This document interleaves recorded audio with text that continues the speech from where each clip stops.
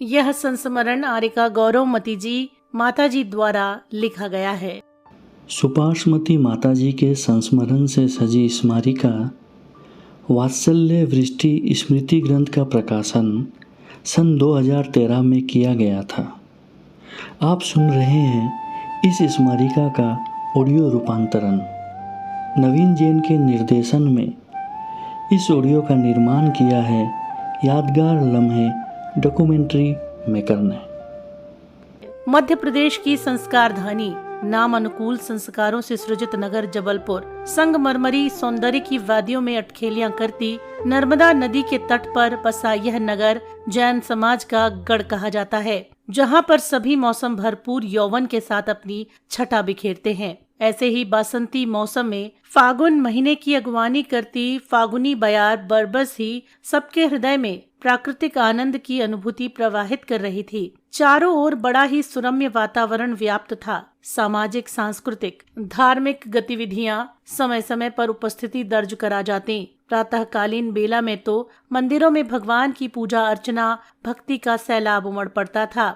साधु संतों के सानिध्य से कार्यक्रमों में चार चांद लग जाते। दक्षिण यात्रा से विहार करते हुए परम पूज्य 105 आरिका इंदुमती जी सत्संग का नगर में पदार्पण हुआ। विशाल जन समूह उनके दर्शनार्थ उमड़ पड़ा, क्योंकि इसके पूर्व आरिकाओं के दर्शन शायद ही हुए थे। साधुओं का आगमन तो होता ही रहता था। श्रावकों में अति उत्साह था। लाडगंज के जैन मंदिर में आरिका संघ ठहरा था। 4 आरिकाएं थीं। उनमें आरिका सुपार्श्वमती जी की प्रवचन शैली जनमानस के अंतर्मन को प्रभावित करने वाली होती और प्रायः उनके ही प्रवचन होते थे। मेरी माँ का धार्मिक श्रद्धान उत्कृष्ट था। साधु संतों के प्रवचन सुनने जाती ही रहती थी। माताजी के प्रवचनों का विशेष प्रभाव पड़ा। मुझसे भी उन्होंने माताजी के दर्शन करने के लिए कहा। मैं अनमने मन से माताजी के दर्शन करने गई। आरिका संघ का विहार करने का कार्यक्रम था। अनेक लड़कियां माताजी से छोटे छोटे नियम ले रही थीं। मैं एक तरफ खड़ी होकर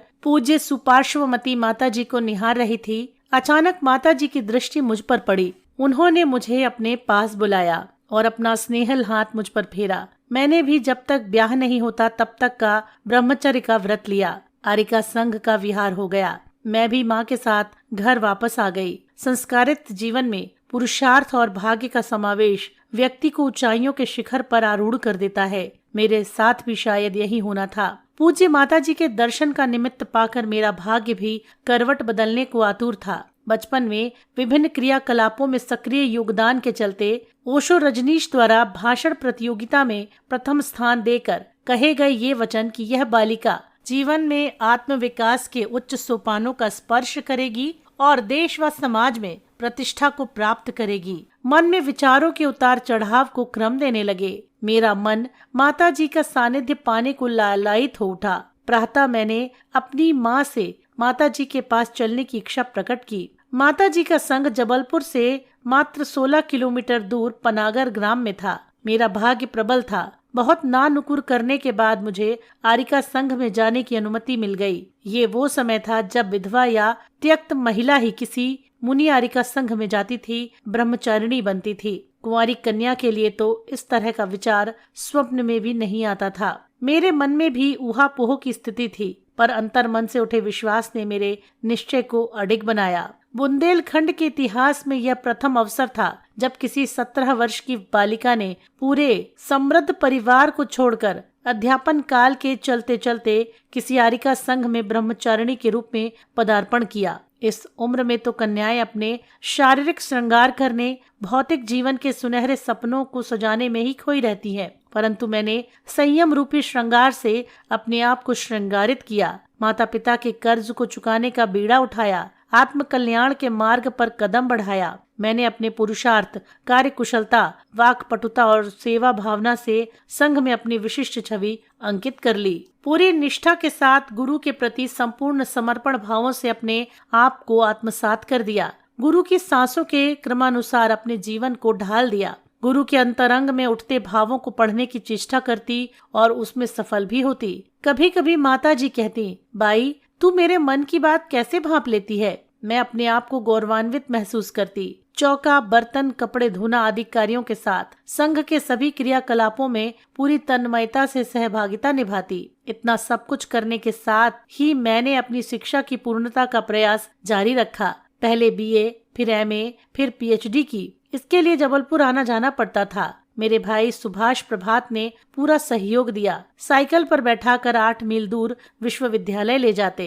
मैं उनकी बहुत आभारी हूँ। शिक्षा प्राप्ति में पूज्य माताजी का निर्देशन, उनका आशीर्वाद महत्वपूर्ण था। मेरा स्वयं का आत्मविश्वास सबसे बड़ा था। माँ सरस्वती का वरद हस्त शायद मेरे ऊपर था। वाणी में मिठास थी और मैंने अनेक विधानों में अपने भजनों से संगीतमयी प्रस्तुति दी। देश के कोने कोने में जाकर उपदेश दिए, विधानों का निर्देशन संचालन किया, विद्वानों की गोष्ठियों में भाग लिया। शायद ही कोई साधु आरिका संघ हो जिसका मैंने दर्शन न किया हो। सभी संघों से पर्याप्त वात्सल्य और आशीर्वाद प्राप्त किया। पूज्य गुरु माता की यश पताका को ऊंचाई के शिखर तक पहुंचाया। मुझ में अजीब जुनून सवार हो गया था। 2 प्राण एक तन सदृश्य गुरु के साथ जीवन जिया। गुरु की राहों के शूलों को चुनकर फूलों की सेज सदृश्य सजाया। संघ की गरिमा को बनाए रखते हुए सशक्तता प्रदान की। संघ में सबसे छोटी होते हुए भी संघ नायिका की जिम्मेदारी निभाई। हर कार्य को कुशलता से पूर्ण किया। अभिप्राय यह है कि अपने आप को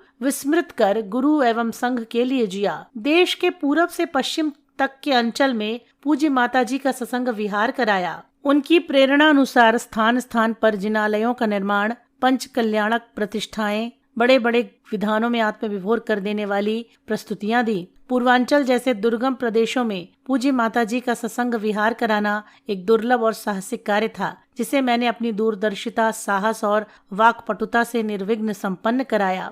और जहाँ कभी साधु संतों का प्रवेश भी नहीं हुआ था, ऐसे स्थानों पर भी माताजी का विहार कराया। पूर्वांचल के लोग तो मुझ पर आश्चर्य करते और कहते, ऐसी विलक्षण महिला हमने कभी नहीं देखी। मेरे प्रति सभी में अत्यंत वात्सल्य था और है। पूर्वांचल से बिहार करके संघ शिखरजी आया, जहां ऐतिहासिक मध्यलोक की रचना के साथ पंच कल्याणक प्रतिष्ठा हुई, जिसे आज भी लोग याद करते हैं। पूज्य माताजी ने बुंदेलखंड यात्रा का मन बनाया और हम सभी चल पड़े बुंदेलखंड की यात्रा पर। जबलपुर में माताजी के सत्संग सानिध्य में मेरी माँ की आरिका दीक्षा हुई। आरिका निश्चलमती नाम दिया गया और फिर समाधि पूर्वक देवलोक हुआ। बुंदेलखंड के तीर्थों की वंदना करते हुए संघ ने राजस्थान में प्रवेश किया। वृहद धर्म प्रभावना करते हुए धार्यावध में आरिका विशुद्ध मती जी की संलेखना पूर्वक समाधि करा के माता जी की इच्छा गिरनार जी के दर्शन की हुई। मैंने सारी तैयारियां की और बिना किसी संघपति के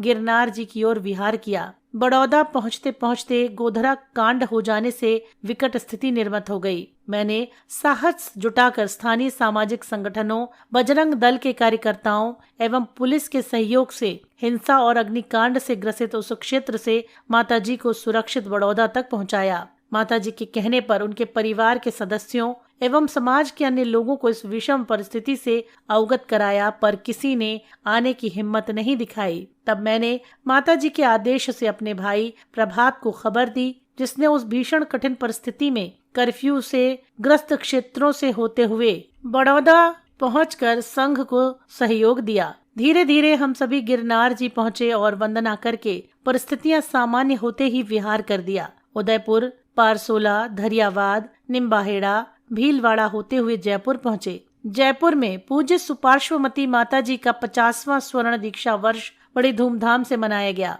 तथा इसी संदर्भित उत्सव की कड़ी में 21 अक्टूबर 2007 को विजयदशमी के दिन मेरी आरिका दीक्षा हुई। यह एक यादगार वर्ष रहा और जयपुर वासियों के मुख से बरबस ही निकल गया कि ऐसी बिनौरी और ऐसा दीक्षा जयपुर के इतिहास में पहले कभी नहीं देखा गया। जयपुर में ही खानियाजी, जौहरी बाजार, श्यामनगर में भव्य चातुर्मास हुए। फिर मानसरोवर में भीलवाड़ा में स्थापित होने वाली सहस्त्रफणी पार्श्वनाथ भगवान की प्रतिमा की पंच कल्याणक प्रतिष्ठा हुई। तदुपरांत पूज्य माताजी की इच्छानुसार संघ ने बड़ के बालाजी स्थित चूड़ीवाल फार्म हाउस में प्रवेश किया। वहां 1 मास बाद ही माताजी का स्वास्थ्य कुछ कमजोर होने लगा। फिर भी एक चातुर्मास सहित लगभग 14 बड़ के बालाजी में रहा। माताजी का स्वास्थ्य लगातार गिरता ही जा रहा था। हम सब के दिल बैठने लगे और 13 अप्रैल 2012 वैशाख कृष्ण अष्टमी को पूज्य माताजी ने अपनी देह का त्याग कर स्वर्गारोहण किया। मेरे लिए तो ये आसमान टूट पड़ने वाली बात हुई। सोचा भी न था कि माताजी हमें इस तरह इतनी जल्दी असमय ही छोड़कर चली जाएंगी। जिनके साथ 42 वर्षों का लंबा जीवन चोली दामन के साथ की तरह बिताया, जिनकी एक एक सांस को महसूस किया, कभी दूर रहकर भी जिनकी तनिक सी पीड़ा के लिए स्पंदन की प्रतीति होती रही, जिनके लिए तन मन धन के साथ अपनी सांसों के समर्पण का भाव था, उन गुरु माता का यह वियोग कैसे सहा जा सकता है? किंचित नहीं। मैं तो किंग कर्तव्य विमूढ़ होकर रह गई। कुछ समय के लिए मानो जीवन थम सा गया। धीरे धीरे चेतना लौटने का क्रम बंधा। अपने आप को संभाला, अपने पद का दृष्टिपात किया, जैन दर्शन का मनन किया, संसार की असारता का मान हुआ। प्रत्येक जन्म के साथ मरण जुड़ा है, संयोग के साथ वियोग भी है, शरीर नश्वर है, आत्मा अमर है। ऐसे चिंतन ने ढांढस बंधाया। गुरु का वियोग विस्मृत करना बहुत कठिन है, परंतु गुरु के प्रति सच्ची विनयांजलि तो यही है कि उनके आदर्शों पर चल सकूं, जिनागमानुसार आचरण कर सकूं। गुरु गोविंद से बढ़कर है, गुरु सर्वोपरि है, यही भावना बनी है, यही मेरी विनयांजलि है। यह संस्मरण आरिका गौरवमती जी माताजी द्वारा लिखा गया। इस ऑडियो का निर्माण नवीन जैन के निर्देशन में किया गया है। यादगार लम्हे डॉक्यूमेंट्री मेकर की प्रस्तुति।